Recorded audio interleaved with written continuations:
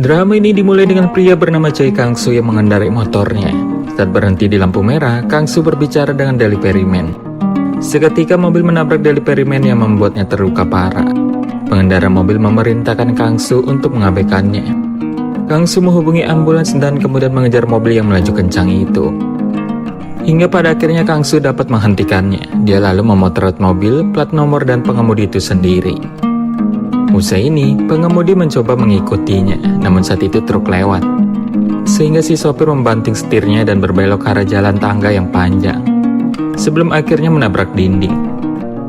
Saat si sopir mencoba kabur, Kang-soo menariknya dan mengutip pasal mengenai hukuman yang akan dia hadapi untuk kasus tabrak lari.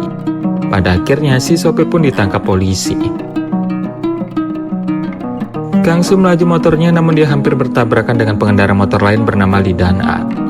Mereka berhenti dan berteriak satu sama lain. Kang-soo mengangkat handphonenya yang jatuh dan kemudian menunjukkan kepada Dan-a layar handphonenya yang rusak. Sehingga Kang-soo menuntut membayar perbaikan. Namun, Dan-a dengan sinis menjawab bahwa dia tidak mau.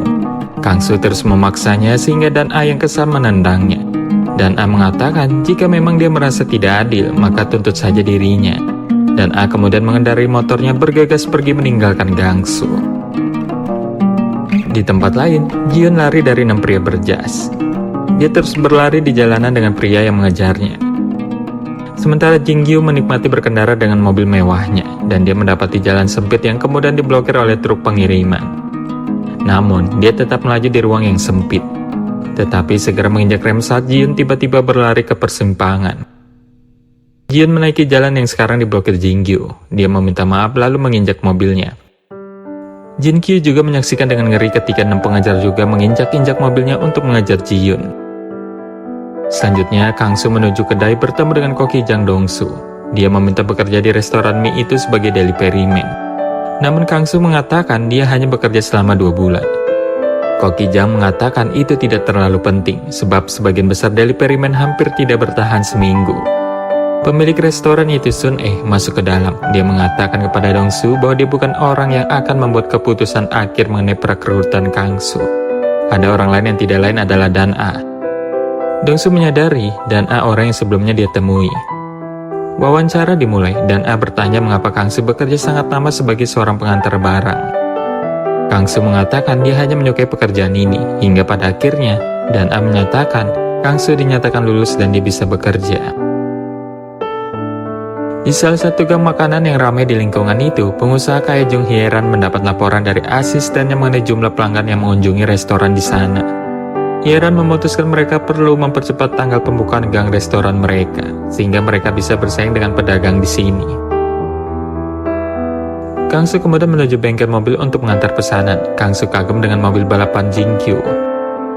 Bertanya-tanya harga mobil itu, namun Jin-gyu mengatakan itu mahal dan harganya tidak penting. Sebab Kang-soo tidak akan membelinya. Dia menyuruh Jin-gyu untuk menghormati orang lain, walaupun mereka hanya delivery man. Hingga akhirnya mereka bertengkar namun dihentikan oleh petugas bengkel di sana. Malam harinya, lelah dan lapar, Ji-yeon duduk mencoba memakan makanan sisa. Namun saat itu Kang-soo ada di sana. Kang-soo yang merasa kasihan mengajak Ji-yeon untuk ikut bersamanya.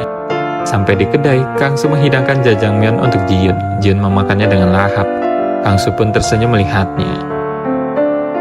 Usai makan, Kang-soo tahu Ji-yeon kabur dari rumah. Ji-yeon menjelaskan kepada Kang-soo bahwa pelariannya merupakan kasus pemberontakan terhadap orang tuanya. Setelah ini, Kang-soo menyiapkan tempat tidur untuknya di kamarnya di atas restoran. Esok harinya, Kang-soo terkejut menemukan bahwa Ji-yeon sudah pergi, dan dia meninggalkan catatan terima kasih. Di restoran, Kang-soo memberitahukan bahwa stok mangkuknya habis. Dan A kemudian menyuruh Kang-soo menemukan mangkuk-mangkuk itu. Jika tidak, dia akan dipecat. Saat dia kembali ke komplek dia mengirim makanan, dia melihat grup pengantar makanan Byung-soo CS sedang berkumpul. Mereka tertawa sebab berhasil mengerjai Kang-soo dengan mencuri piring itu. Kang-soo yang marah mengejar mereka dan memintanya untuk dipertemukan dengan bos mereka yaitu Gong-ki. Kang-soo bertemu dengan Gong-ki. Dia mencoba melawan Gong-ki, namun Gong-ki dengan mudah mengalahkan Kang-soo. Kang-soo tidak menyerah, dia mencoba menyerang Gong-ki, namun Gong-ki mendorongnya ke tepi atap. Dia menuntut mangkuknya dikembalikan, jika tidak mereka akan jatuh bersama. Gong-ki yang takut setuju mengembalikan mangkuk yang dicuri. Kang Su penuh kemenangan tiba di restoran dengan mangkuknya, dan A mengejek berkata kerja bagus. Saat itu, nenek pemilik toko sup tulang sapi setempat datang membawa makan siang untuk mereka. Dia merupakan pemilik restoran di gang yang diharapkan CEO Jung Family, yaitu Jung Hyeran, untuk keluar dari bisnis. Dan saat itu nenek mengeluh meskipun restorannya populer, tetapi hampir tidak cukup menutupi sewa dan gaji stafnya. Ayah Ji-Yun menemukan catatan permintaan maaf dari Ji-Yun yang mengatakan untuk tidak khawatir. Dia lebih kuat dari yang dipikirkan ayahnya. Kang Su kembali ke kamarnya untuk tidur nyenyak, namun dia tercengang melihat kamarnya berantakan dengan pakaian, tas tangan, kosmetik, dan Ji-Yun yang tersenyum. Kang Su mencoba mengusir Ji-Yun, namun air matanya yang menyedihkan mematahkan tekad Kang Su. Kang Su memberitahu Ji-Yun bahwa dia bisa tinggal, asalkan dia meninggalkan restoran jam 7 pagi dan tidak kembali hingga setelah jam 11. Dengan begitu, tidak ada yang akan tahu dia tinggal di lantai atas. Ji-Yun kemudian memulai pekerjaan paruh waktu pertamanya di kedai kopi lokal. Bosnya menegurnya untuk tidak membuat marah pelanggan dan bersikap sopan.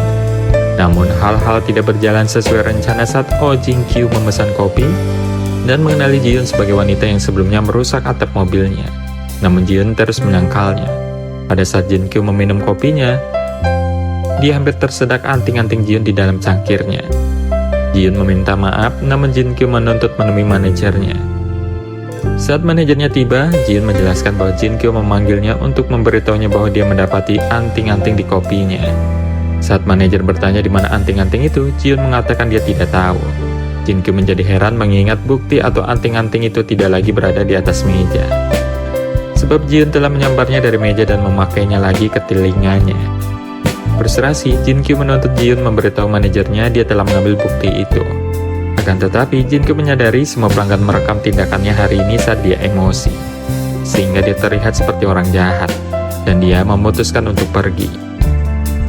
Sementara Hyeran memutuskan dia harus menikahkan dengan putrinya dengan pria pilihannya, sehingga dia mengundang ibu Jin-kyu untuk makan siang. Saat pertemuan, dia menyarankan agar Ji-Yun dan Jin-kyu menikah. Kang Su bertanya pada Hyun-soo mengapa dia meninggalkan kampung halamannya untuk bekerja di Seoul, meninggalkan ibunya hidup sendiri.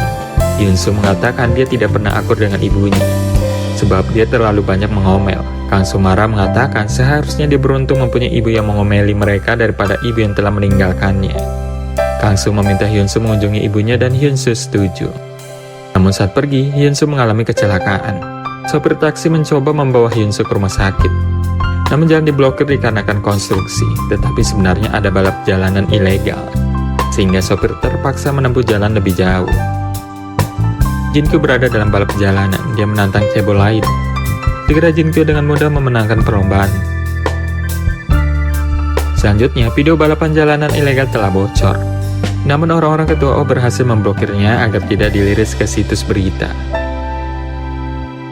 Ketua O yang marah kemudian memukul Jin-kyu.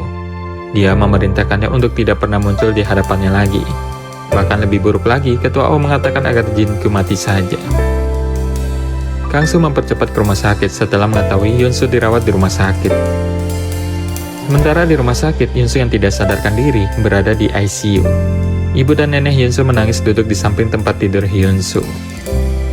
Jin-kyu berdiri di tepi jembatan mencoba untuk melompat seperti yang diinginkan oleh ayahnya. Namun Dan-a ada di sana, dia mencoba menolongnya.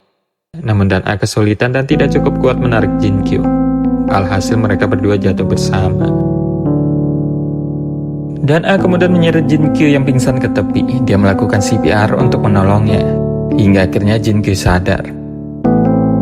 Di rumah sakit, nenek Hyun-soo melihat semua kurir menunggu dengan cemas di luar. Dia meyakinkan mereka bahwa Hyun-soo baik-baik saja dan semoga dia bisa sadar kembali. Dan A bertanya mengapa Jin-kyu melakukan hal buruk ini mengingat dia bisa melanjutkan kehidupan lebih mudah, mengingat dia berasal dari keluarga kaya. Jin-kyu menjelaskan bergaul dengan teman-temannya menjadi membosankan dan sia-sia, sebab dia melakukan hal yang sama berulang kali. Dia hanya ingin mengakhiri semuanya. Dan A menendangnya menyuruhnya kembali ke sungai dan mati.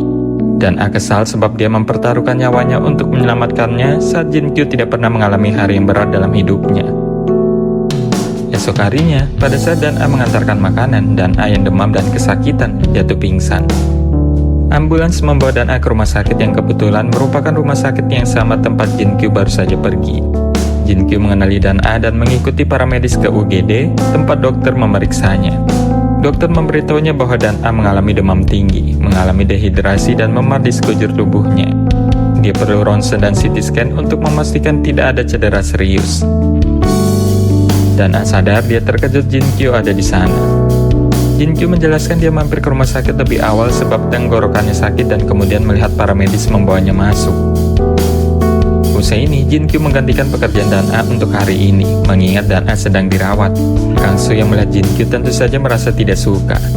Akan tetapi, Ko Ki-ja memerintahkannya untuk membuat Jin Kyu dan mengajarinya cara melakukan pengiriman. Langkah pertama, Kang Soo mengajari Jin Kyu membungkus makanan dan kemudian pergi untuk melakukan pengiriman makanan. Usai itu, mereka mencuci piring setelah pengiriman hari ini. Jin Kyu mengomel mengenai betapa kasarnya semua orang terhadap kurir. Kang Soo mengatakan sama halnya apa yang dia terima pada saat Jin Kyu menjadi pelanggannya. Tidak sopan padanya saat pertama kali diantar ke bengkel mobil, dan Jin Kyu meminta maaf atas tindakannya itu.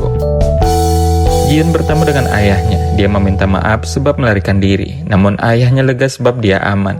Dia memberitahu Jiun bahwa mereka harus pulang, sehingga dia bisa berbicara dengan ibunya.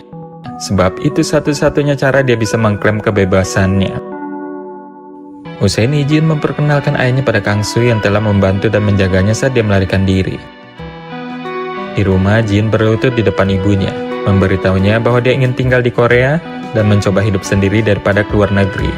Yeran setuju, namun hanya jika Jiun setuju berkencan dengan pria yang dia pilih untuknya.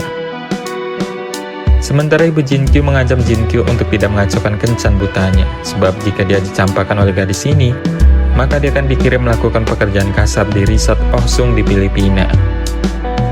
Saat kencan buta, tentu saja mereka terkejut, mengingat mereka sebelumnya pernah bertemu. Jiun melakukan yang terbaik untuk mengganggu Jin Kyu agar dia menolak kencan dengannya. Jin Kyu memberitahu Jiun bahwa dia akan berkencan dengannya apapun yang dia lakukan. Sementara Kang Soo dan Seung Jae menyelidiki mengapa jalan raya di malam itu ditutup saat kecelakaan Hyun Soo. Supir taksi memberitahu mereka bahwa dia melihat sekelompok mobil sport mewah meninggalkan jalan raya yang tertutup. Dan dia juga melihat pengemudi mobil sport membayar tukang konstruksi yang mengalihkan arus lalu lintas. Kang Soo bersumpah menemukan orang-orang yang telah memblokir jalan secara ilegal. Di waktu berikutnya, Dan A yang pulih di ruang VIP rumah sakit yang dibayar oleh Jin Kyu. Dan A keluar untuk membersihkan sekolah berbahasa Inggris. Kang Soo melihatnya dan mengikutinya. Dan A terkejut melihatnya, namun Kang Soo menegurnya sebab bekerja saat sakit. Dan A mengatakan jika dia tidak muncul bahkan untuk 1 hari, dia akan dipecat. Kang Soo memutuskan mengambil setumpuk buku untuk mengantarkannya ke ruang kelas untuknya. Selain itu, Kang Soo juga membantu membersihkan dan mengambil alih tugas yang paling berat sekalipun. Usai ini mereka berbicara berdua, dan A mengungkapkan dia bekerja setiap hari sebelum fajar. Dan sebagai pembayaran, ia bisa mengikuti kelas les bahasa Inggris secara gratis. Kang Soo bertanya mengapa dia belajar bahasa Inggris, dan A mengatakan dia akan mengetahuinya nanti. Gong Ki dan pasukannya mengundang Kang Soo untuk makan malam, namun Kang Soo menyampaikan kabar kepada mereka bahwa nenek sup tulang sapi kesayangan mereka mungkin tidak akan membuka toko dalam waktu dekat mengingat Hyun Soo mengalami kecelakaan. Mereka semua tercengang mendengar apa yang terjadi pada Hyun Soo, dan orang-orang itu membuat rencana penyerangan untuk menyebarkan berita guna menemukan seseorang yang akan membantu mereka mengidentifikasi pembalap ilegal. Semua Daily Perimen berkumpul memposting informasi secara online, membuat selebaran dan tanda, dan menghabiskan malam usai bekerja mencari informasi. Kang Soo pergi ke restoran sup nenek Hyun Soo. Kang Soo bertemu dengan nenek. Nenek mengatakan karena Hyun Soo kemungkinan akan koma untuk sementara waktu, mereka memindahkannya ke rumah sakit terdekat. Namun Kang Soo yakin pada dirinya sendiri bahwa dia akan bangun pada akhirnya. Seketika Kang Soo mendapat telepon dari seseorang yang melihat pembalap ilegal dan menawarkan memberinya salinan rekaman black box miliknya. Namun black box rusak jadi butuh waktu memulihkan data. Kang Soo terkejut mendapati Jin tertidur di kamarnya saat dia kembali usai penyelidikan sepanjang malam mengenai balapan ilegal. Kang Soo memintanya bangun dan Jin mengeluh mengatakan kepadanya dia tidak bisa tinggal di kontrakan barunya. Dia berniat tinggal di kamar Kang Soo. Saat menuruni tangga, Jin Kyu muncul. Jin mengambil kesempatan ini untuk mencoba dan meyakinkan Jin Kyu bahwa dia dan Kang Soo menghabiskan malam bersama. Kang Soo tidak tahu apa yang dia bicarakan. Usai ini Jin dan Jin Kyu terus bertengkar hingga Jin pergi. Selanjutnya data di black box telah dipulihkan. Kang Soo dan Gong Ki menyaksikan rekaman mobil balap mewah yang lewat. Kang Soo mengenali mobil itu sebagai milik Jin Kyu. Gong Ki siap melacak Jin Kyu, namun Kang Soo mengatakan dia akan menanganinya. Saat Jin Kyu berbicara berdua dengan Kang Soo menyinggung mengenai balapan ilegal yang dilakukan Jin Kyu. Kang Soo memberitahu Jin Kyu bahwa salah satu teman baiknya berada di ICU karena ulah balapan ilegal itu, sebab telah memblokir jalan tersebut. Kang Soo mengatakan mereka harus pergi ke polisi agar Jin Kyu mengaku. Dia akan menanggung semua tagihan medis. Marah, Kang Soo bertanya apakah ketulusan Jin Kyu hanya menghasilkan uang pada akhirnya. Jin Kyu berlutut memohon tidak pergi ke polisi, namun Kang Soo tetap menyeretnya keluar dari restoran. Di kantor polisi, Kang Soo menunjukkan kepada detektif video black box dari mobil balap yang lewat. Bersikeras, itu bukti bahwa Jin Kyu terlibat dalam balapan ilegal.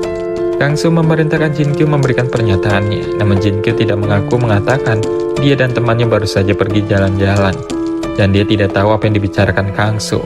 Ini tentu saja membuat Kang Soo marah. Detektif kemudian membawa sopir taksi yang menyaksikan pembayaran kepada pekerjaan konstruksi yang memblokir pintu masuk ke jalan raya. Namun sopir taksi tidak yakin apakah itu Jin Kyu atau bukan. Hal ini berarti Jin Kyu bebas untuk pergi. Saat di luar, Kang Soo memperingatkannya bahwa dia akan segera menangkap Jin Kyu. Jin Kyu menunjukkan sulit untuk menghukum seorang pria dengan banyak uang. Namun Kang Soo mengatakan mereka akan melihat siapa yang menang pada akhirnya. Jin dikagetkan saat lebih dari 300 deliveryman tiba dengan motor mereka. Usai ini, mereka bersama-sama membawa spanduk meminta saksi dari kejadian malam itu. Pawai mereka tentu saja menarik perhatian orang lain yang mempostingnya di media sosial. Tentu saja ini menjadi tren di portal pencarian. Dan A berbicara dengan Jin Kyu, dan A mengungkapkan bahwa dia mengalami hal yang sama 5 tahun lalu berupaya melompat dari jembatan. Dia menjelaskan dia harus membayar 2 juta won setiap bulan pada rentenir yang merupakan hutang ibunya. Namun karena dia hanya memiliki ijazah SMA, dia tidak bisa menemukan pekerjaan dengan gaji yang cukup.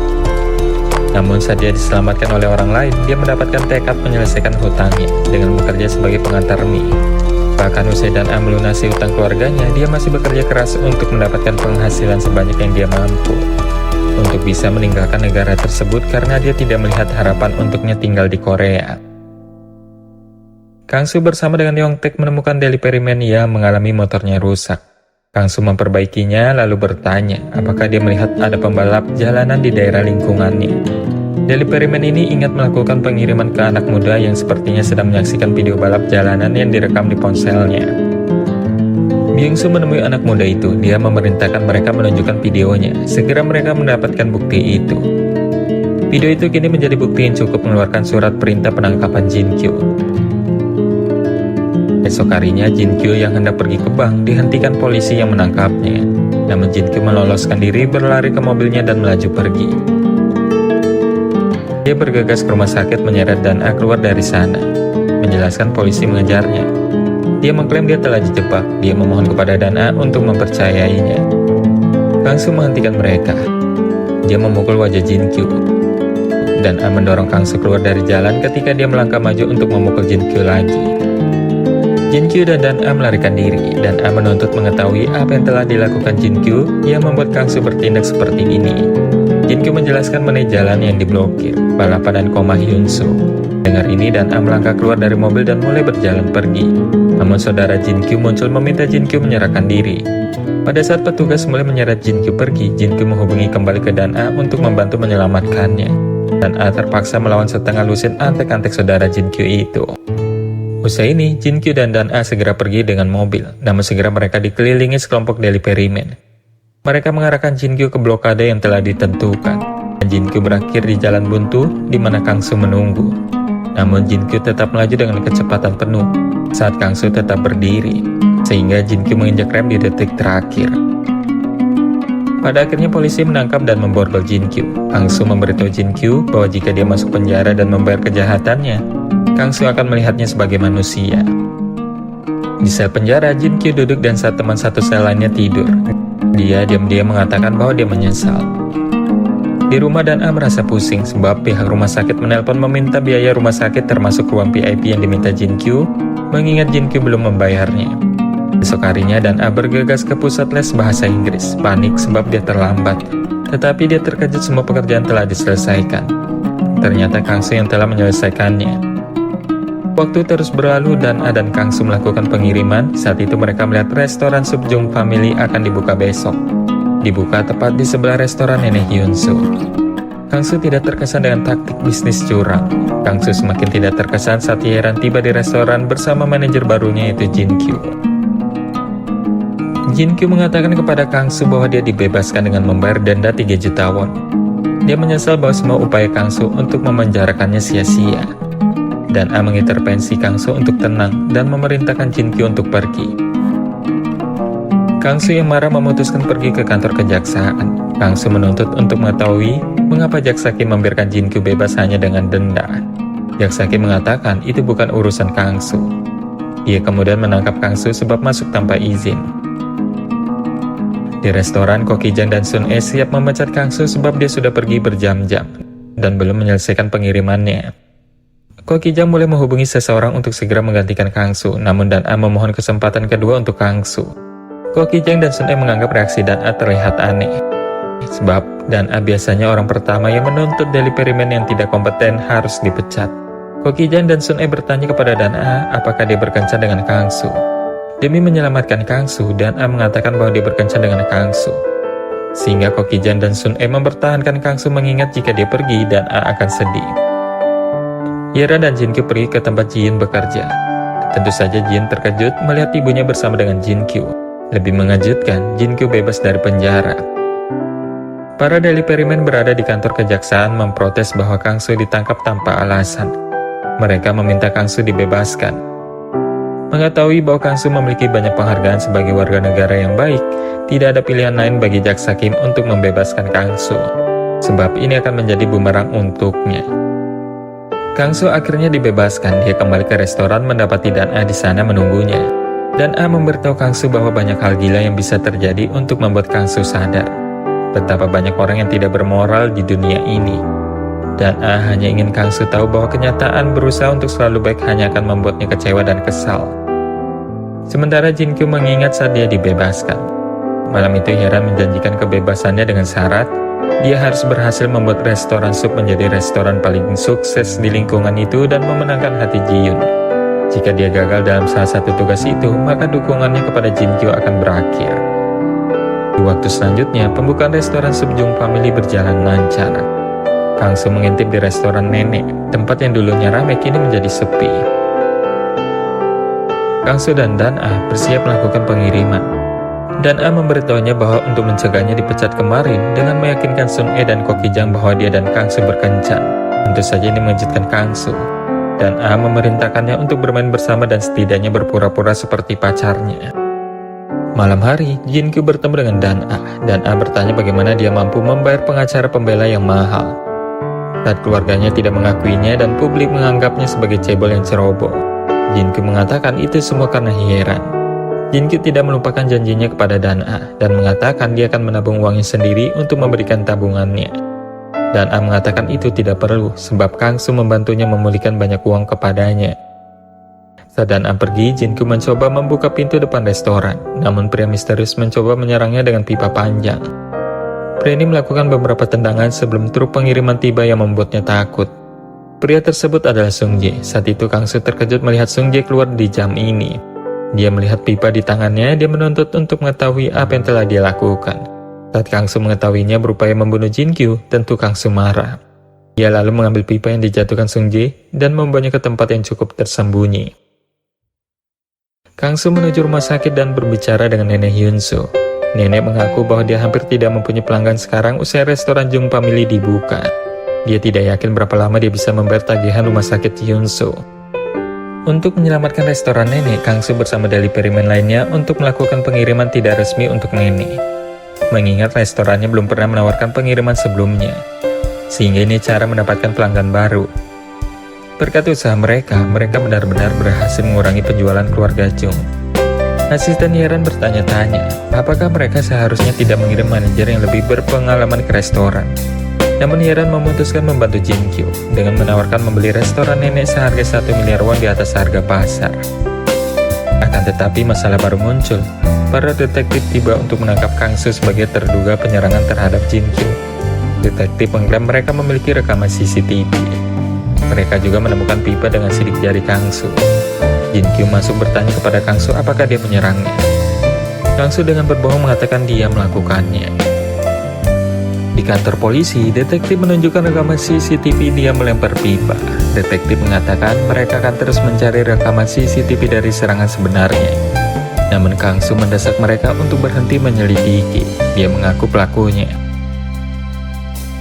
Ji-eun menangis di depan kantor polisi.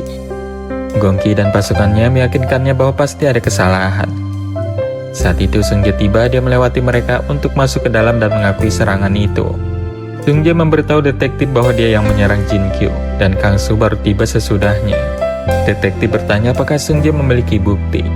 Sebab detektif kesal sudah memiliki banyak orang yang mengaku melakukan kejahatan itu. Mereka merupakan orang-orang yang pernah ditolong oleh Kang Soo. Polisi yang merasa kesal meminta mereka semua untuk pergi. Kang Soo dipindahkan dari kantor polisi ke penjara saat mereka berhenti di lampu merah dan A berusaha mengintip ke dalam jendela mobil yang gelap. Tentu saja Kang Soo melihatnya, dia bertindak seolah-olah menyekat tepung dari pipinya. Di waktu berikutnya, dan A menemui Seung-jae. Seung-jae mengatakan dialah yang menyerang Jin Kyu, namun Kang Soo disalahkan sebab Kang Soo merasa bertanggung jawab terhadap segala sesuatu yang mengakibatkan kecelakaan Hyun-soo.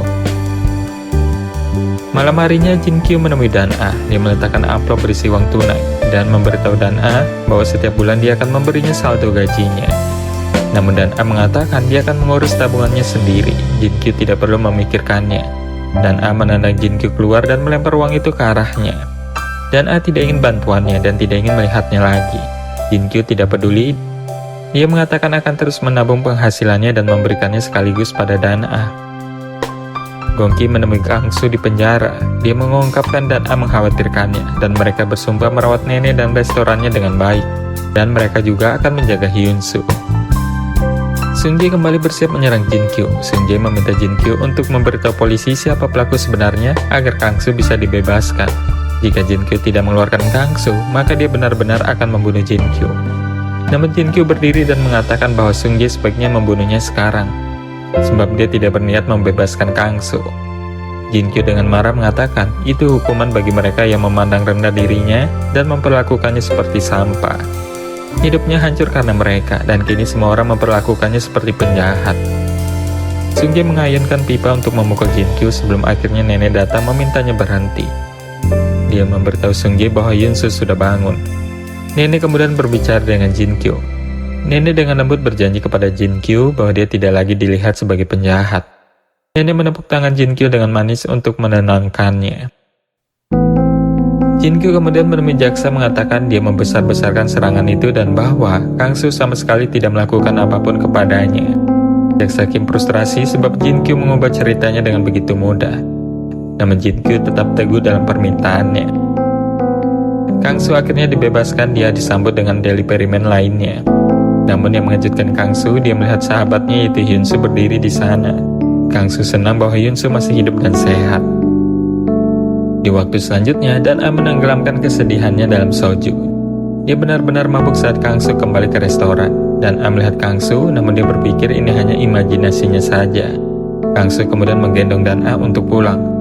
Saat itu Kang Soo bertanya apakah mereka harus berkencan. Dan A mengatakan mereka harus berkencan.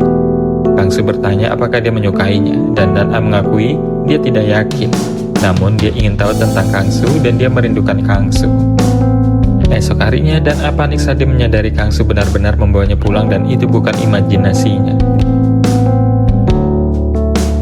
Kang Soo berterima kasih kepada Jin Kyu sebab telah mengeluarkannya dari penjara. Namun Jin Kyu mengatakan dia melakukannya untuk dirinya sendiri, bukan karena Kang Soo. Jin Kyu hanya tidak ingin rasa bersalah menangkap orang tidak bersalah menghantuinya selama sisa hidupnya. Atas desakan Kang Soo, mereka berdua pergi ke Hyun-soo di rumah sakit. Kang Soo praktis memaksa Jin Kyu untuk berada di samping tidur Hyun-soo. Hyun-soo dengan ramah mengatakan kepada Jin Kyu bahwa kecelakaan itu adalah kesalahannya sendiri. Namun Jin Kyu dengan ketulusan yang tenang mengatakan bahwa dia menyesal dan meminta maaf. Nenek sedang membaca surat penggusuran karena kepemilikan bangunan berpindah tangan ke keluarga Jung. Namun dia segera menyembunyikannya ketika Kang Soo tiba. Nenek mengatakan kepada Kang Soo bahwa dia akan menemukan tempat baru di pinggiran kota, namun Kang Soo mengatakan bahwa nenek harus bertahan. Ibu Hyun Soo mengunjungi putranya, dia memintanya pulang bersamanya. Namun Hyun Soo ingin bekerja di lingkungan yang sama dengan pria yang dia anggap seperti kakaknya. Ibunya bertanya siapa Hyung yang dimaksud. Hyun Soo memberitahu namanya bahwa itu adalah Kang Soo. Dia menceritakan di mana dia berasal. Namun ini membuat ibunya menjadi gemetar, mengingat Kang Soo adalah putranya yang telah lama dia tinggalkan. Rentenir lingkungan baru tiba dengan gangster dan pasukannya. Mereka berbicara dengan Ko Ki-jang yang pernah menjadi pemimpin geng. Pemimpin menginginkan Ko Ki-jang untuk kembali ke geng mereka. Dia membutuhkan Ko Ki-jang untuk membantu mereka menyingkirkan geng lawannya. Ko Ki-jang tidak tertarik, namun pemimpin geng memberitahu Ko Ki-jang bahwa dia tahu lokasi mantan penghancur hidup Sun-e. Ini tentu saja menarik perhatian Ko Ki-jang. Di waktu berikutnya, Kang Soo dan Dan-a berjalan bersama. Saat itu Kang Soo berhasil mendapatkan gantungan kunci boneka beruang. Dia mengaitkan boneka itu ke tas Dan-a dan mengatakan ini akan membuatnya merasa lebih baik saat melihatnya. Selanjutnya Dan-a memberi Kang Soo sepasang sepatu sebab dia merasa aneh mendapatkan hadiah dan tidak memberikan imbalan apapun. Dan-a memberikannya padanya supaya dia bisa memulai yang baru. Dia tahu Kang Soo akan pergi. Saat Kang Soo berada di lingkungan baru untuk memikirkan urusannya sendiri dan jangan kembali ke wilayah ini lagi. Dan-a duduk di kamar sambil menatap boneka pemberian Kang Soo, sebab dia takut Kang Soo benar-benar pergi. Kang Soo yang telah bekerja selama 2 bulan, mempertimbangkan lingkungan berikutnya untuk bekerja. Dia menatap foto dirinya dengan ibunya. Pada saat Dan-a datang ke restoran, dia melihat ada pengumuman di depan restoran yang bertuliskan dibutuhkan seorang pekerja. Dia lalu melihat motor Kang Soo tidak ada di sana. Dia berpikir Kang Soo telah pergi. Namun saat dia masuk, dia terkejut Kang Soo ada di sana. Dan-a mengatakan dia pikir Kang Soo telah pergi sebab motornya tidak ada di sana. Kang Soo mengatakan motornya sedang diperbaiki. Dia mengalami kecelakaan dan jatuh saat pergi. Dan-a bertanya mengapa bisa terjadi. Itu karena Dan-a. Sebab dia terus berbalik untuk melihat ke belakang. Namun dia rasa dia tidak bisa pergi. Dan-a hanya bisa melongo tidak percaya mendengarnya. Di waktu selanjutnya, ibu pergi ke rumah sakit untuk menemui Hyun Soo. Namun dia segera bersembunyi pada saat dia menyadari Kang Soo juga ada di sana. Saat itu dia mendengar Kang Soo mengatakan kepada Hyun Soo bahwa tempat terbaik baginya untuk beristirahat dan menjadi lebih baik adalah dengan ibunya. Kang Soo menemui nenek, menanyakan apakah dia mengambil pinjaman dari rentenir. Nenek bilang dia harus mengambilnya, sebab itu untuk tagihan medis Hyun Soo. Namun memberitahu Kang Soo untuk tidak khawatir mengenai itu. Jin Kyu berbicara dengan Kang Soo. Jin Kyu bertanya mengapa dia ada di tempat les bahasa Inggris. Jin Kyu mengklarifikasi bahwa dia belajar bahasa Inggris agar dia bisa menang melawan restoran nenek. Kang Soo menunjukkan bahwa Jin Kyu sudah menang, sebab nenek hampir tidak bisa bertahan. Kang Soo menyarankan Jin Kyu agar mendapatkan pekerjaan yang bagus di mana saja. Jin Kyu mengatakan bekerja di famili Jung adalah pekerjaan yang bagus.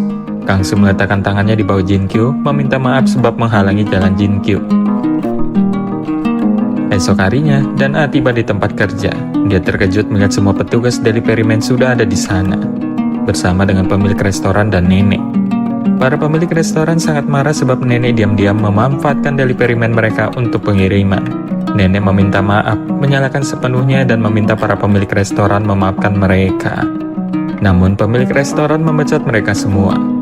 Kang Soo lalu angkat bicara, bahwa ini semua idenya dan itu bukan kesalahan orang lain, namun mereka tidak peduli. Di waktu selanjutnya, Kang Soo berbicara dengan Dan-a bahwa dia ingin mengeluarkan rencana bisnis tulisan tangannya yaitu Strongest Delivery Man. Kang Soo mengatakan itu adalah nama bisnis yang ingin dia buat yang berspesialisasi dalam layanan pengiriman.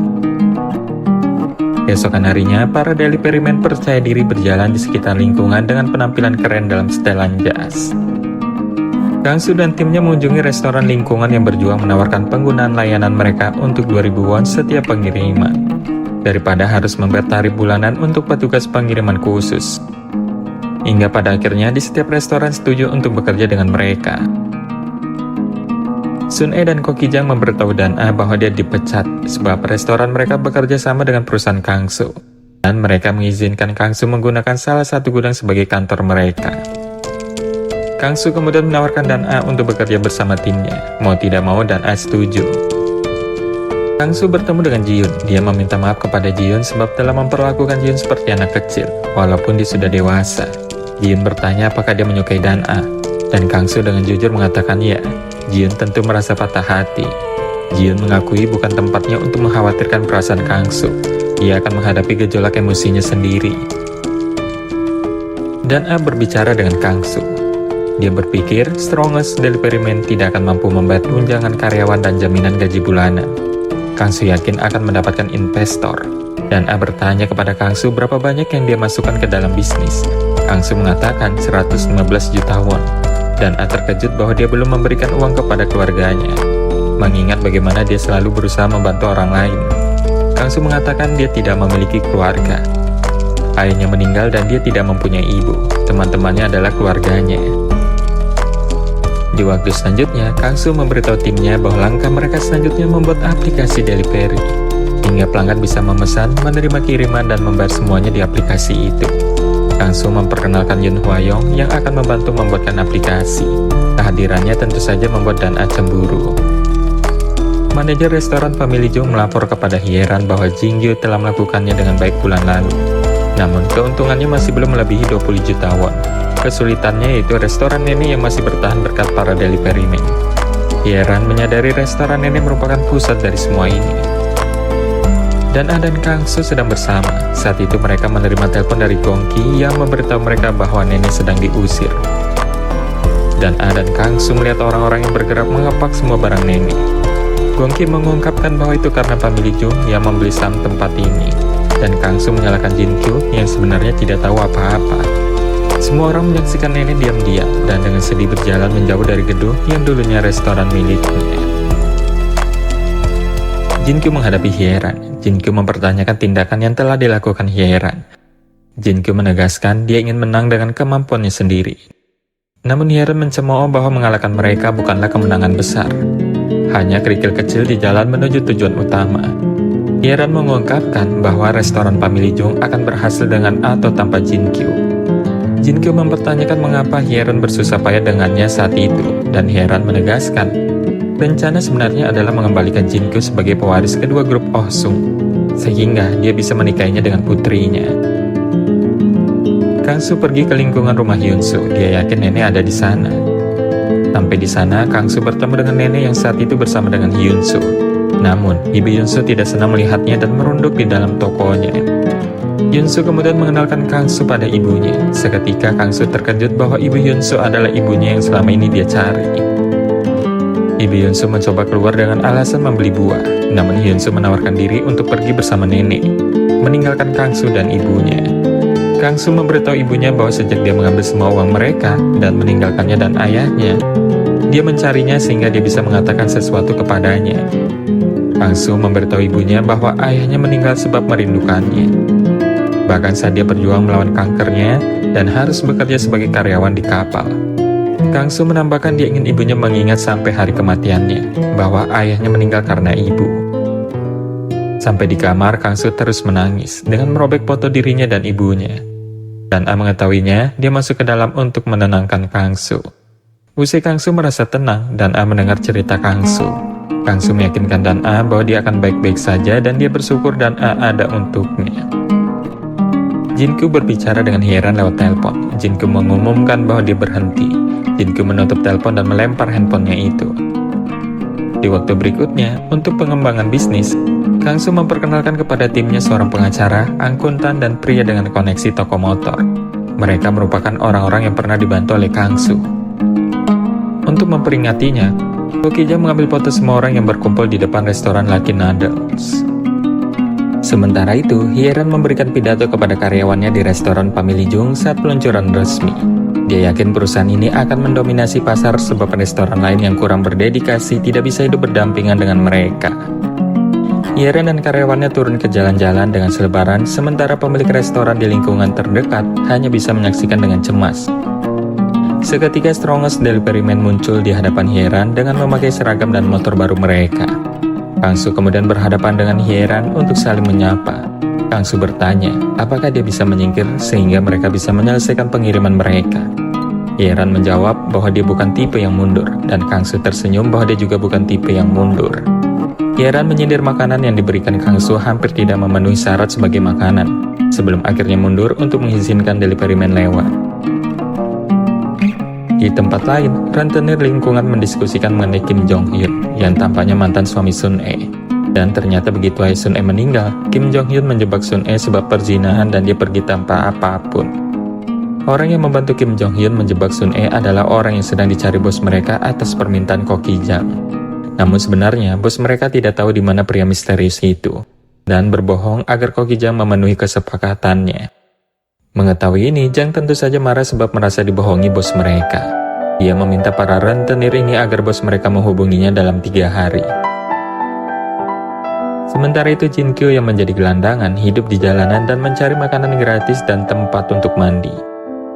Malam harinya, Ji-Eun melihat Jin Kyo mengais makanan. Dia merasa sedih melihat Jin Kyo dalam keadaan seperti ini, sehingga dia mengajaknya untuk makan bersama. Pada saat makan, Ji-Eun mengatakan dia akan membuat cinta keduanya setelah cinta pertamanya gagal. Jin Kyo bertanya-tanya siapa itu, dan Ji-Eun mengejutkannya dengan mengakui bahwa itu adalah Jin Kyo. Ko Ki-jang tiba di gudang tua untuk menemukan ketua gangster dan pasukannya. Ketua mengklaim pria yang dicari Ko Ki-jang diikat di dalam. Namun Ko Ki-jang sebenarnya dijebak. Anggota gangster lain dengan cepat mengepung Ko Ki-jang dan membuatnya pingsan. Ketua meminta pasukannya menghancurkan Ko Ki-jang, namun Sun E dan Dan A menerobos masuk ke gudang. Para gangster mengejar mereka dengan cepat mengepung keduanya, namun Kang Su dan Gong Ki datang, segera menghadapi para gangster ini. Alhasil perkelahian terjadi. Ko Ki-jang yang telah bebas segera menghadapi ketua gangster yang tentu saja Ko Ki-jang bukan tandingannya. Alhasil ketua dan pasukannya semua berlutut memohon pengampunan dari Ko Ki-jang. Ia mengampuni mereka dengan syarat mereka tidak akan pernah muncul di hadapannya lagi. Sampai di restoran, Ko Ki-jang mengungkapkan mengenai apa yang dijanjikan oleh ketua gangster mengenai orang yang telah menghancurkan hidup Sun E. Namun Sun E mengatakan itu semua di masa lalu, dan dia telah melupakannya. Dia juga ingin Ko Ki-jang untuk melupakannya juga. Beberapa waktu kemudian, karyawan serongos delivery man pergi ke kampung halaman karyawan bernama Min Chan untuk liburan mereka. Suatu ketika saat Dan A dan Kang Su berjalan bersama, Kang Su tahu Dan A masih memiliki rencana untuk pergi ke Korea untuk mengejar cita-citanya. Dan Kang Su mengatakan kepada Dan A bahwa dimanapun dia berada, dia hanya ingin Dan A bahagia. Dia menambahkan bahwa dia selalu menginginkan Dan A. Kang Su bertanya kepada Dan A tidak bisakah Dan A tidak pergi jika dia sukses. Dan A bisa bahagia di sini. Dan A menjawab bahwa dia tidak tahu. Kang Su memohon kepadanya untuk tidak pergi. Dia berjanji akan membuat Dan A bahagia. Dan A terisak saat mendengar ucapan Kang Su. Min Chan bertemu dengan ayahnya, di mana dia meminta maaf sebab telah menyerah bekerja di perusahaan besar. Namun ayahnya menerimanya dengan baik dan mendorong Min Chan untuk terus melakukan yang terbaik. Kang Su kemudian memperkenalkan diri kepada ayahnya, dan ayah Min Chan memintanya menjaga putranya. Ji-eun mendapati Jin Kyo di gym jilbab dan menuntut agar dia ikut dengannya. Ji-eun lalu membawa Jin Kyo ke apartemennya dengan kondisi tangan dan kaki terikat. Jin Kyo berjanji tetap di tempatnya jika Ji-eun akan melepaskannya. Namun Ji-eun yang satu apartemen dengan Dan A merasa terganggu oleh ketukan di pintu dari Dan A dan membuat mereka panik. Dan A menuntut untuk mengetahui mengapa Ji-eun pindah ke apartemen ini ketika Dan A melarangnya. Ji-eun berjanji menjadi tetangga yang pendiam dan Dan A bergegas pergi. Di Lucky Noodles, Kang Su menggelar tempat tidur untuk Hyun Su. Hyun Su menerima telepon dari ibunya. Ia menuntutnya untuk pulang ke rumah. Hyun Su memberikan handphone itu kepada Kang Su untuk berbicara pada ibunya. Kang Su mengatakan bahwa Hyun Su orang dewasa yang bisa membuat keputusan sendiri sebelum menutup telepon. Saat berada di luar pintu kamarnya, Kang Su menarik napas untuk menenangkan diri. Di waktu selanjutnya, para pemilik restoran melapor kepada Dan A dan Kang Su bahwa mereka tidak mempunyai satupun pelanggan sepanjang hari. Mereka akhirnya mengungkapkan kepada Kang Su masalah mereka, termasuk tuntutan bank agar mereka segera melunasi pinjaman mereka dan rencana pemilik gedung untuk menaikkan sewa sebesar 50%. Kang Su berpendapat bahwa kenaikan sewa semacam itu ilegal, tetapi pemilik restoran bersikeras bahwa pemilik bangunan di sini berada di atas hukum.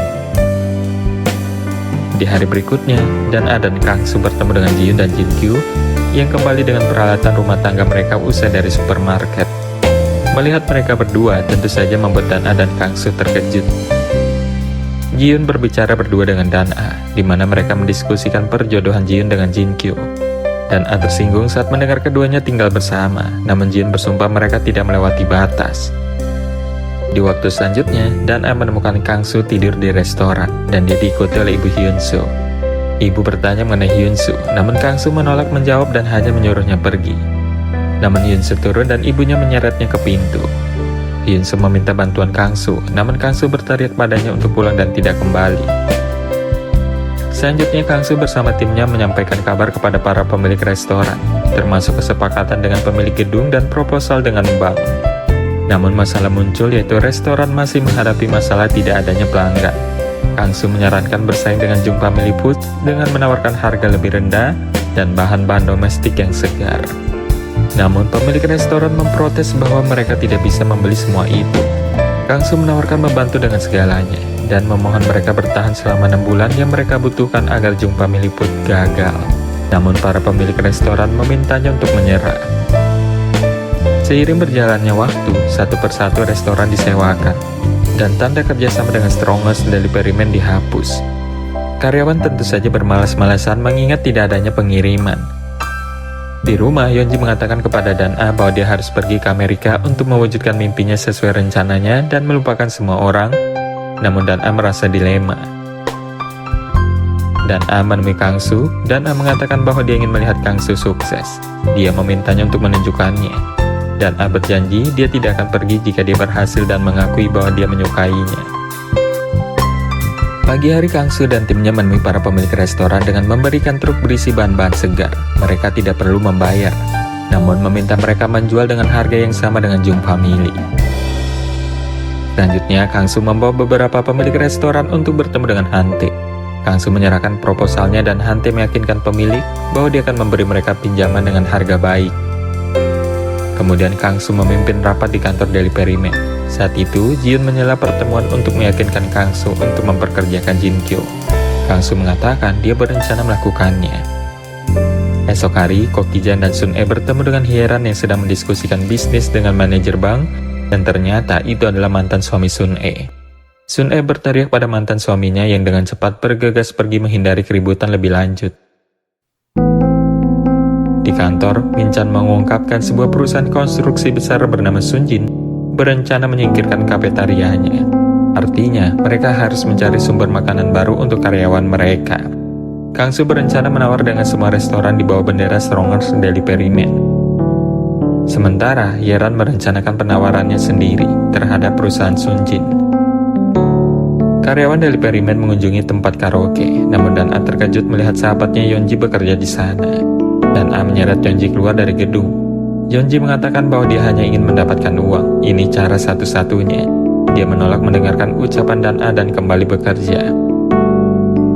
Di hari berikutnya, Kang Soo dan Jin Kyo bertemu dengan Hye-ran dan manajer cabang di luar gedung Sunjin.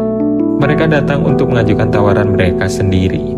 Di dalam, kedua kelompok menyerahkan tawaran mereka dan diberitahu bahwa pemungutan suara akan dilakukan dalam 3 hari. Dan A dan Yeonji berbicara berdua. Yeonji mengungkapkan bahwa dia hanya berusaha bertahan hidup dengan mengambil pekerjaan itu, sebab dia tidak memiliki pekerjaan lain. Dan A menasihatinya mengatakan dia bisa memiliki harapan baru jika dia mau mencoba, seperti halnya yang dilakukan oleh Kang Soo. Esok hari, tim Strongest Delivery Man dan famili Jung berada di dalam ruangan yang sama. CEO Sunjin memasuki ruangan untuk menentukan pilihannya. Dia lalu membacakan hasil suara di mana famili Jung mendapat 638 suara, sementara Strongest Delivery Man dengan suara 787. Tentu, Strongest Delivery Man memenangkan kontrak. Di waktu selanjutnya, berkat kontrak dengan Sunjin Group, bisnis berkembang pesat untuk restoran lokal dan aplikasi Strongest Delivery Man. Selama pertemuan, Min-chan mengungkapkan mereka kini menghasilkan cukup uang, sehingga mereka mungkin benar-benar mulai menghasilkan keuntungan. Sementara itu, Hye-ran menghadapi kenyataan bahwa saat ini perusahaannya berhutang ratusan juta won. Bahkan belum termasuk pinjaman 10 miliar won. Hye-ran kini memiliki rencana terbarunya menghancurkan perusahaan Strongest Delivery Man. Hari-hari berlalu, Kang Su dikejutkan kehadiran teman sel penjara lamanya yang masuk ke restoran, dan Sun E mengenalinya sebagai teman lama ayahnya. Dia benar-benar ada untuk melihat Sun E. Teman ayahnya itu kecewa sebab tidak pernah memberitahunya mengenai apa yang terjadi dengan mantan suaminya. Sun E menjelaskan akan lebih mudah jika dia diam-diam menghilang. Terutama teman ayahnya bisa sangat menakutkan saat dia mengambil tindakan sendiri. Teman ayahnya setuju, namun mengatakan mereka harus tetap berhubungan. Kang Su bertanya kepada Dan A mengenai pertemuan Sun E dan Ko Kijang. Dan A menjelaskan bahwa Sun E putri orang kaya dan Ko Kijang merupakan kepala geng yang diperintahkan menculik Sun E. Ko Kijang dan pasukannya mencari kemana-mana, dan Ko Kijang menemukan Sun E bersembunyi di lemari. Namun, Ko Kijang tidak sanggup menculiknya sehingga dia berbohong kepada anak buahnya bahwa Sun E tidak ada di sana. Hyeran memerintahkan Sun Jae untuk bertemu dengannya. Dia mengancam akan mengirimnya ke penjara sebab dia sebelumnya menyerang Jin Kyu. Sun Jae mencemooh lebih baik masuk penjara daripada membantunya. Namun Hyeran mengatakan Kang Su akan sengsara jika Sun Jae masuk penjara. Jadi Sun Jae harus bekerja dengannya jika tidak ingin melihat Kang Su dan kurir lainnya sengsara. Pagi hari, Kang Su terkejut melihat Sun Jae menjadi deliveryman family Jo. Kang Su bertanya mengapa dia melakukan ini. Sun Jae mengatakan family Jo membayarnya lebih besar, namun Kang Su yakin pasti ada hal lain. Rencana jahat Hyeran berlanjut ketika karyawan restoran setempat diam-diam menerima pengiriman bahan-bahan impor dan mencampurnya dengan bahan-bahan dalam negeri. Selama inspeksi mendadak atas bahan-bahan mereka, restoran lokal kehilangan sertifikasi bahan-bahan domestik 100%. Alhasil, berita negatif menyebar mengenai asal bahan restoran setempat yang membuat Strongest Deliveryman terancam kehilangan kontrak Sun Jae. Kang Su memasang tanda dengan permintaan maaf yang tulus di luar Sun Jae ketika dia berlutut di depan kantor. Dan A tiba dengan payung, mengatakan ini sudah larut dan dia harus pulang. Para pemilik restoran menyalahkan Kang Su sebab dialah yang menyediakan bahan-bahannya, dan mereka datang secara massal untuk menghadapinya. Mereka percaya Kang Su berbohong mengenai keaslian bahannya dan hanya ingin menggunakan restoran mereka untuk menghasilkan uang dari aplikasinya. Alih-alih benar-benar percaya pada kualitas produknya. Hyeran merasa puas dengan rencananya dan Sunjin Group kini ingin menandatangani kontrak dengan family Jo. Ji-Yoon bertanya-tanya apa yang akan terjadi pada Kang Su dan perusahaannya, menyadari ibunya mempersulit mereka. Ji-Yoon dengan ragu bertanya pada Jin Kyu apakah dia akan membencinya sebab dia adalah putri Hyeran. Jin Kyu mengingatkannya bahwa dia pindah dari rumah keluarganya dan kini menjadi orang yang mandiri dan meyakinkan Ji-Yoon mengenai perasaannya. Kang Su menolak menyentuh uang investasi dari orang-orang deliveryman dan justru memberi Min-chan untuk mengambilnya dari sisa 100 juta won yang diinvestasikan Kang Su. Ini berarti tidak akan ada sisa uang untuk Kang Su, namun Kang Su ingin memastikan semua orang dibayar, termasuk orang-orang yang pergi bekerja untuk family Jung. Dan A melihat Min-chan meninggalkan kantor dan tahu tidak akan ada uang tersisa setelah bulan ini. Dan A mengatakan kepadanya untuk menerima 100 juta won sebagai investasi. Namun untuk merahasiakannya dari Kang Su sengaja mendengar tawarannya dan menolaknya. Dia tidak akan membiarkannya menyerahkan uang yang telah Dan A tabung dengan susah payah. Yeonji bertemu dengan kekasihnya Min-chan. Yeonji mengatakan kepada Min-chan untuk tidak pergi dari Strongest Deliveryman. Jika dia pikir dia akan menyesalinya, dia mencontohkan dirinya sendiri. Yeonji menjelaskan dia membuang harga dirinya demi uang dan sengsara setiap malam karenanya. Di waktu berikutnya, Dan A pergi untuk menemui Kang Su, namun kamar Kang Su kosong kecuali sebuah catatan. Dalam catatan itu, Kang Su meminta maaf sebab telah pergi dan memintanya untuk tidak mencarinya. Kang Su juga menyatakan Dan A harus mengejar mimpi aslinya. Dia hanya ingin Dan A bahagia dan meminta maaf sebab melanggar janjinya. Dan A yang kesulitan menemukan Kang Su, berjongkok putus asa saat menangis. Kang Su tiba di rumah lamanya dan duduk di luar rumah. Kepergian Kang Su membuat panik para deliveryman, namun Jin Kyu mengatakan kepada mereka untuk menunggu. Kang Su dikejutkan kehadiran Dan A yang muncul di kampung halamannya. Dan A yang marah menuntut untuk mengetahui mengapa Kang Su berhenti dan kabur. Dan A lalu meminta kepadanya untuk kembali ke sel bersama. Namun Kang Su menepisnya, mengatakan dia akan belajar bahagia tanpa Dan A. Namun Dan A menolak untuk pergi, menanyakan apakah Kang Su akan baik-baik saja tanpanya. Apakah Kang Su bisa tersenyum lagi? Kang Su pergi dan Dan A menangis. Saat menjauh dari Dan A, Kang Su mulai menangis. Sementara Min-chan memeriksa rekaman CCTV dari Ajuma restoran. Dia yakin bahan-bahan restoran telah ditukar. Namun, rekaman CCTV terputus. Min-chan yakin rekaman CCTV telah ditukar. Kang-soo kembali. Dia mengira Dan-a telah pergi. Akan tetapi, Dan-a muncul usai dari pasar untuk membeli bahan guna membuatkan makan siang. Dan-a dengan keras kepala mengatakan dia tidak akan pergi. Dia memintanya untuk makan agar merasa lebih baik. Saat sendirian, Dan-a bertemu dengan ibu Kang-soo yang tentu saja mengejutkan Dan-a. Ibu Kang-soo mengetahui dari Hyun-soo bahwa Kang-soo menghilang. Jadi dia khawatir terjadi sesuatu pada Kang-soo. Dan-a menasihati ibu Kang-soo untuk meminta maaf. Dia harus memperbaiki keadaan, mengingat Kang-soo orang yang baik. Namun ibu Kang-soo merasa tidak bisa sebab Kang-soo sangat baik. Jadi ibunya menyuruh Dan-a merawat Kang-soo untuknya. Akan tetapi, pada saat ibu Kang-soo hendak naik bus untuk pergi, dia bertemu dengan Hyun-soo yang baru saja turun. Tentu ini membuat Hyun-soo bertanya-tanya apa yang membuat ibunya di sini. Hyun-soo yakin ibunya menemui Kang-soo, dia ingin tahu. Hyun-soo tahu ibunya bertingkah aneh sejak dia mendengar sesuatu telah terjadi pada Kang-soo.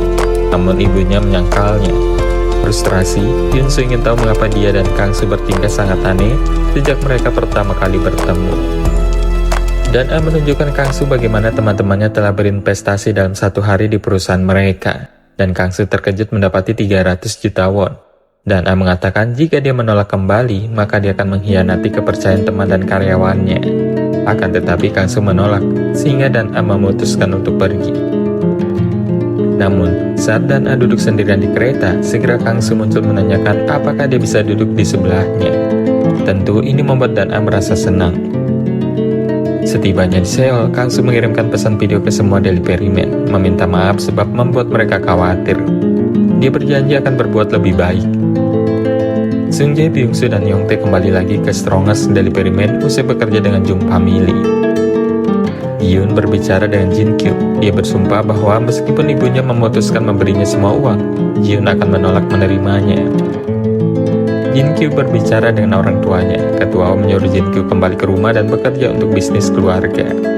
Dia memberi Jin-kyu kesempatan lagi menjadi bagian dari keluarga Oh.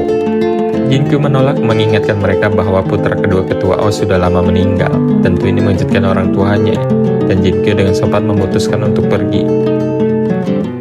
Kang-soo menunjukkan kepada Hye-ran rekaman yang mereka miliki mengenai menukar bahan makanan. Ditambah pengakuan karyawan restoran bahwa manajer Son memintanya untuk melakukannya. Kang-soo memberitahunya untuk mengaku kepada Sunjin Group mengenai kebenaran skandal bahan, atau dia akan membawa rekaman tersebut ke polisi. Namun Hye-ran justru menyalahkan manajer Son, mengklaim dia tidak tahu apa yang dilakukan karyawannya itu. Tentu ini mengejutkan manajer Son.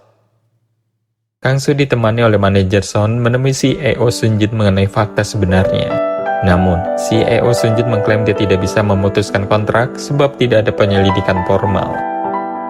Pagi harinya, berita utama mengenai taktik licik famili Jung yang menghancurkan restoran menyebar. Ini tentu saja menjadi skandal besar. Alhasil, Strongest Delivery Man kembali mendapatkan kontrak dari Sunjin Group. Sementara publik mengumumkan memboikot semua restoran famili Jung. Sun-e telah menemukan orang yang berbohong mengenai tuduhan perzinahan yang memberikan mantan suami alasan untuk menceraikannya. Sun-e memerintahkan mantan suaminya mengembalikan semua uang ayahnya, atau dia bisa masuk penjara. Mantan suami berjanji menjual semuanya dan mengembalikan uangnya. Hye-ran menghubungi bank meminta pinjaman lagi, namun tentu saja manajer bank yang merupakan suami Sun-e tidak bisa memberikan. Justru dia menagih hutang kepada Hye-ran sebab dia ingin mengembalikan uang Sun-e. Jika tidak, aset Hye-ran akan disita. Saat Strongest Delivery Man menikmati usaha mereka, Hyun-soo masuk memberitahu Kang-soo bahwa dia adiknya dan pingsan di hadapannya. Kang-soo mengetahui Hyun-soo sudah mengetahuinya. Seketika ibunya datang untuk membawa pulang Hyun-soo. Kang-soo menuntut mengetahui mengapa ibunya meninggalkan ayahnya. Ibu Kang-soo memberitahu Kang-soo bahwa ayahnya sangat baik. Dia mempunyai begitu banyak hutang dan berusaha merawat keluarganya. Ibunya sepenuhnya berencana mengambil uang ayah dan kabur. Namun sebaliknya, sebab ayahnya sangat baik, sulit untuknya meninggalkan ayahnya. Dan dia akhirnya melahirkan Kang-soo. Namun saat penagih hutang tiba, ibunya menjual perahu ayahnya dan melarikan diri dengan membawa uang. Dia meninggalkan Kang-soo sehingga dia tidak akan menghabiskan hidup dalam pelarian bersamanya. Ibunya meminta Kangsu untuk tidak pernah memaafkannya. Kangsu yang marah pergi berlari keluar, melepaskan amarah dan air matanya yang terpendam. Esok paginya, Kangsu dan Hyunsu berpelukan. Keduanya sadar bahwa mereka adalah kakak adik. Gongki menerobos masuk mengungkapkan mereka telah menang, sebab pemilih Jung bangkrut. Tentu saja semua orang bersorak menikmati kemenangan. Jiun mendapati ibunya duduk dengan tenang, dengan dikelilingi barang-barang yang bertanda merah yang siap untuk diangkut. Jiun memberitahu heran bahwa dia bisa memulai dari awal lagi. Seiring berjalannya waktu, Jiun mengawal anak TK-nya kembali ke rumah. Usai ini, Jin-kyu mengemudikan minibus bersama Jiun. Mereka sangat senang bisa bersama dan tidak ada penyesalan. Nenek kembali memulihkan restoran supnya. Ibunya muncul, dia menghentikan Kangsu, memperbaiki kerak Kangsu dengan lembut sebelum Kangsu pergi. Di kampus, beberapa mahasiswa bertanya kepada Dan-a tipe pria apa yang dia minati, dan dia menunjuk Kangsu yang menunggunya dengan motornya. Dan drama ini pun berakhir.